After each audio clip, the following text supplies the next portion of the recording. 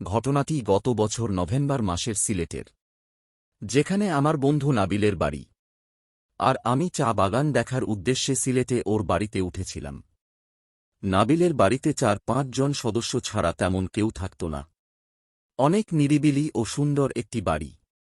আমি সিলেটে যাবার পর নাবিলের বাবা আমার থাকার ব্যবস্থা করেছিলেন। তবে এখানে বলে রাখি, আমি সিলেটে একা যাইনি। আমি সহ ঢাকা থেকে ৪ বন্ধু যাই। সবাই অনেক কৌতূহলী ছিলাম, কেননা সিলেটের প্রাকৃতিক সৌন্দর্য দেখার অনেক দিনের ইচ্ছা ছিল। আর সিলেট এমন একটি জায়গা যেটি ভ্রমণবিলাসী সব মানুষকেই মোহিত করতে পারে। আমরাও তার ব্যতিক্রম ছিলাম না। নাবিলের বাড়ি থেকে চা বাগানের দূরত্ব ছিল আনুমানিক ৩০ মাইলের মত। যাই হোক, এবার ঘটনায় আসি। ২-৫ নভেম্বর আমরা সবাই সকাল ৮টায় চা বাগান দেখার উদ্দেশ্যে নাবিলের বাড়ি থেকে বেরিয়ে পড়ি। আর নাবিলও আমাদের সাথে বেরিয়ে পড়ে। আর আগের দিন আমরা একটি প্রাইভেট কার রিজার্ভ করেছিলাম যাতে সকাল সকাল বেরিয়ে পড়তে পারি। তারপর আনুমানিক ১ ঘণ্টা পর আমরা চা বাগানে পৌঁছেছিলাম। আর সব বন্ধু মিলে ঘুরতে লাগলাম। সেই চা বাগানের সবুজের সমারোহ আমাকে এতটাই মোহিত করেছিল যা ভাষায় বলে আপনাদের বুঝাতে পারব না। পরে অনেক ঘোরাঘুরির পর সবাই মিলে দুপুরে চা বাগানের পাশে অবস্থিত রেস্ট হাউজে খাওয়া দাওয়া করি। অবশ্য এখানে আমরা ২ দিনের জন্য এসেছিলাম।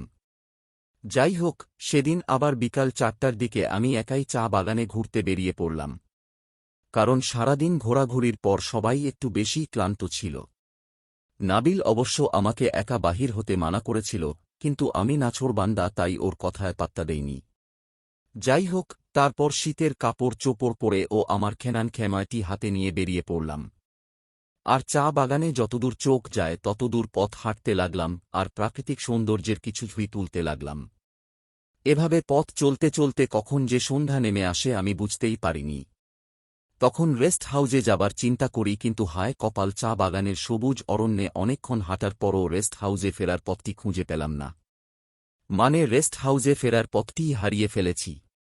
তখন নাবিলকে একটা কল করার চিন্তা করলাম, কিন্তু ভাগ্যটা এত খারাপ ছিল যে সেলফোনটি ভুলে রেস্ট হাউজেই রেখে এসেছিলাম।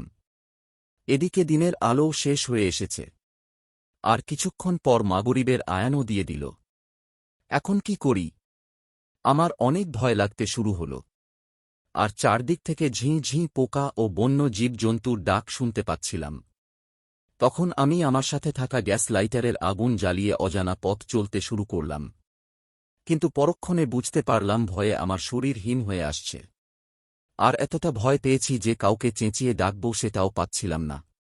এমন সময় হঠাৎ দেখি দূরে কে জানি একজন দাঁড়িয়ে আছে। আর তার সঙ্গে একটি হারিকেনও ছিল। যাক, আলো দেখে কিছুটা ভয় কমে গিয়েছিল। তারপর কাছে গিয়ে দেখি ৮-১০ বছরের একটি মেয়ে সেই হারিকেনটি নিয়ে দাঁড়িয়ে আছে। আমি বললাম, কে তুমি? তোমার নাম কি? মেয়েটি বলল, আমি ফাতেমা, এই তো বাগানের পাশেই আমার বাড়ি। স্যার, আপনি কই যাবেন? আমি বললাম, আমাকে স্বর্ণালী রেস্ট হাউজে পৌঁছে দিতে পারবে? ফাতেমা বলল, পারব স্যার, আমার সাথে আসেন।